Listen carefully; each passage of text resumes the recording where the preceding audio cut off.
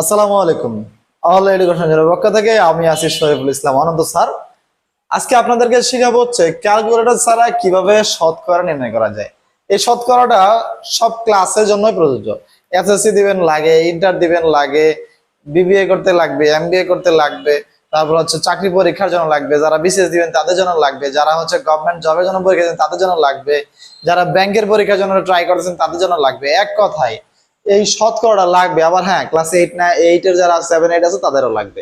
তো শতকরাটা বের করার জন্য আমরা নর্মালি কি করি, ধরেন যদি বলে আমাকে যে 1200 টাকার 10% করো, তাহলে আমরা কি করি, আমরা যেটা করি ক্যালকুলেটরে 1200 গুণন 10 গুণন শিফট তারপর হচ্ছে ইজ ইকুয়াল টু তারপর পার্সেন্ট, মানে ক্যালকুলেটর দিয়ে করতে হয়। আবার যদি ক্যালকুলেটর ছাড়া করতে গেলে আমাদের মনে হয় যে আমরা পারবো না, কিন্তু এগুলো ক্যালকুলেটর ছাড়া করা সহজ। তো কিভাবে করব, জাস্ট একটা জিনিস মনে রাখবেন, পার্সেন্ট মানে 100, পার্সেন্ট মানে হচ্ছে কি 100। যদি পার্সেন্ট মানে 100 হয়, এই শূন্য কাটা, এই শূন্য কাটা, তাহলে 12 আর 10 গুণ করলে কত হবে, 120। উত্তর বের হয়ে গেছে। তাহলে এটা কিন্তু আমি কি করলাম, ক্যালকুলেটর ছাড়া আমি বোর্ডে খাতা কলমে অর্থাৎ কলম দিয়ে পেন্সিল দিয়ে যাই বলো করে ফেললাম। এরপরে আসো আরেকটা বড় অঙ্কে যাই, ধরো 850। হ্যাঁ, এটাকে আমি কি করব, 5% করতে হবে। আমি কিন্তু বলছি 5% করি বা 10% করি, পার্সেন্ট মানে কত, 100, পার্সেন্ট মানে 100। তাহলে 100 যদি হয়, এটাকে প্রথমে আমরা সহজ কিছু করা ট্রাই করি, ধরো 50%। 50% না, আমরা একটু কাজ করি, 25% দিয়ে দিই, একটু কঠিন হয়ে গেল। তাহলে যদি 25% করি, তাহলে মনে রাখতে হবে এটার পরিমাণ কত, 100 দিয়ে আমরা ভাগ করবো ইনটোটাল এখানে। তো যদি আমার হাতে ক্যালকুলেটর না থাকে তাহলে কি করব, আমি যেটা করব, এটাকে যদি 100 দিয়ে ভাগ করি, অর্থাৎ 100-র ভিতরে শূন্য থাকে কয়টা, দুইটা, এই একটা শূন্য কেটে দিলাম, আর একটা শূন্য কি কাটা যাবে, যাবে না। অর্থাৎ এখানে আমার একটা শূন্যর আগে আমি একটা সংখ্যার আগে দশমিক দিয়ে দিলাম।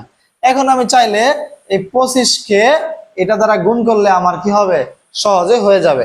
কিন্তু তারপরে কিন্তু আমাদের কি করা লাগতেছে, গুণ করা লাগতেছে, তাও একটু মনে হচ্ছে যে ক্রিটিক্যাল কিছু হয়ে যাচ্ছে, তাই না? তাহলে আর একটু সহজ করে ট্রাই করি, 850 গুণন 25%।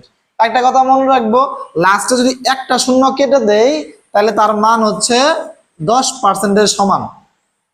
লাস্টে যদি একটা সংখ্যা অর্থাৎ একটা শূন্য কেটে দিই আমরা, তার মান হচ্ছে কত পার্সেন্টের সমান, 10%-এর সমান। তাহলে খেয়াল করি আমার এখানে লাগবে কত পার্সেন্ট, 25%। তাহলে 85 যদি 10% হয়, তাহলে 20% মানে কত, 20% মানে হইতাছে 170। তাহলে 20% মানে 170। তাহলে 85 যদি কত হয়, 10% হয়, তাহলে 5% কত হবে, এর অর্ধেক কত স্যার, 42.5। তাহলে 42.5, তাহলে এটার লগে যোগ করলে কত হবে স্যার, এই যে 0.5, 2, 4 সাথে 11, আর হচ্ছে এই 212.5। আমার কি বেশি মানে ক্রিটিক্যাল কিছু করা লাগলো, আমি যেভাবে করছি কি, আমি একটা শূন্য কেটে দিয়া 10% ধরে নিছি, তারপর এটা করছি। তাহলে এবার আসো আমরা লিখি 12, 2, 3, 2, 5, 0। এটাকে এখন আমাকে বলছে কত পার্সেন্ট করতে হবে, এটা করতে হবে 5%। তাহলে আমি কি বলছিলাম, লাস্টের একটা সংখ্যা কেটে দিলে এর মান হচ্ছে 10%-এর সমান, আর এর অর্ধেক হয়ে গেলে হয়ে যাবে কত, 5%। এর অর্ধেক কত, 12,325-এর 2 দিয়ে ভাগ করলে আমার আসবে হচ্ছে 6,162.5। আশা করি বুঝতে পারছি। আবার আমরা আরেকটু মানে বড় কিছু করার ট্রাই করি। এবার ধরো হচ্ছে যদি কোনো সময় এরকম থাকে 2,5,0,0,0 গুণন, আমাকে বলছে হতে কত পার্সেন্ট, 3%। হ্যাঁ, 3% বলতে পারে, ওর 13% বলতে পারে। তাহলে ধরো না আমরা 13টা কেমন যেন একটা লাগে, মানে অড লাগে, তাই না? এটা মনে করা সম্ভব হবে না, না এটাও সম্ভব হবে। পার্সেন্টটাকে আগে কেটে দিতে হবে না, পার্সেন্ট কাটার জন্য একটা 2টা শূন্য কেটে দিব। তাহলে এইটাকে বেরোলো 2টা শূন্য কাটলে বের হয় 1%-এর সমান। এর মানে খেয়াল করি আমি যদি একটা শূন্য কাটি তাহলে সেটা 10% সমান, যদি আমি দুইটা শূন্য কাটি তাহলে সেটা 1% সমান। তাহলে 1% ইজ ইকুয়াল টু কত? 25 মানে 2500 13%, তাহলে কত হবে? মানে 13 দিয়ে গুণ করবো, তাহলে 25 কে যদি 13 দিয়ে গুণ করি তাহলে কত হবে? ওইদিকে 25 এর 10 দিয়ে গুণ করলে 250, আর কত আসতেছে? 25 এর 3 দিয়ে গুণ করলে 75, তাহলে 250 আর 75 কত হয়? 325। আর এই যে শূন্য দুটো ছিল বসাই দিলাম, কাজ শেষ। অর্থাৎ আমার কিন্তু 30 সেকেন্ড করে লাগতেছে না, একটা করে ম্যাথ করতে 30 সেকেন্ড লাগতেছে না। যারা চাকরি পরীক্ষা দেয় তারা জানে যে শতকরা থেকে প্রশ্ন একটা আসবেই, যারা বিসিএস দেয় বা দিচ্ছে তারাও জানেন শতকরা থেকে সবসময় প্রশ্ন একটা আসে, আর শতকরা টাইপের যে ম্যাথ গুলো সেগুলো আসে। যারা এইটে পড়ে তাদের জন্য এটা মানে খুবই জরুরি। যারা 9-এ পড়ে, যে কমার্সের শতকরা করা লাগতেছে, অর্থাৎ কোন একটা ম্যাথ করতেছি, কমার্সদের জন্য বলতেছি, হ্যাঁ, যদি কোন একটা ম্যাথের বলছে কি 20,000 টাকার কত পার্সেন্ট? 5% বাট্টা হয়েছে, এখন আমরা ক্যালকুলেটর হিসাব করি। কেন ক্যালকুলেটর হিসাব করতে হবে? দুইটা বাদ দিলাম, 1%, 5 দোকানে কত?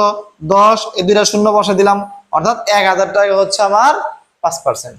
ঠিক আছে, তাহলে কিন্তু আমার সহজ হয়ে গেল। এখন যদি আবার অনেক সময় বলতে পারে একটু বেশি, তাও আমি কি করবো? যে গুণ দিব শেষ। তাহলে আমাদের কিন্তু মুখে মুখেই অ্যান্সারটা হয়ে যাচ্ছে, চাইলে আমরা বসাই দিতে পারি। ক্যালকুলেটর হিসাব করতে টাইম লাগবে। তারপরে হচ্ছে যারা ম্যাথ করতেছে, বিশেষ করে সায়েন্সের হায়ার ম্যাথ করে বা যারা জেনারেল ম্যাথ করে তাদের জন্য এটা দরকার। যারা ফিনান্স প্রয়োজন, যারা ফিনান্সে পড়ালেখা করে, অর্থাৎ কমার্সের স্টুডেন্ট, ফিনান্স আছে, তাদেরও কি এরকম পার্সেন্টেজ করার প্রয়োজন হয়। সো ক্লাসটা আমার কাছে মনে হচ্ছে যে খুবই ইজি একটা ক্লাস, হয়তোবা সঠিক গাইডলাইনের অভাবে অনেকেই বুঝতে পারি না যে কিভাবে করতে হবে। তারপরে যদি কোনো প্রশ্ন থাকে অবশ্যই কমেন্ট বক্সে কমেন্ট করবা। আর যদি ক্লাসটা ভালো লাগে থাকে তাহলে একটু কাইন্ডলি শেয়ার করে দিও, লাইক কমেন্ট সাবস্ক্রাইব তো অবশ্যই করবা। তো ভালো থাকো, সুস্থ থাকো। হয়তোবা পরবর্তী কোনো একটা ভিডিওতে আমি এরকম শর্টকাটে কোনো কিছু করার মানে প্ল্যান দেখানোর চেষ্টা করব। সেজন্য ভালো থেকো, অবশ্যই আমার জন্য দোয়া করো, আমি তোমার জন্য দোয়া করি। আসসালামু আলাইকুম।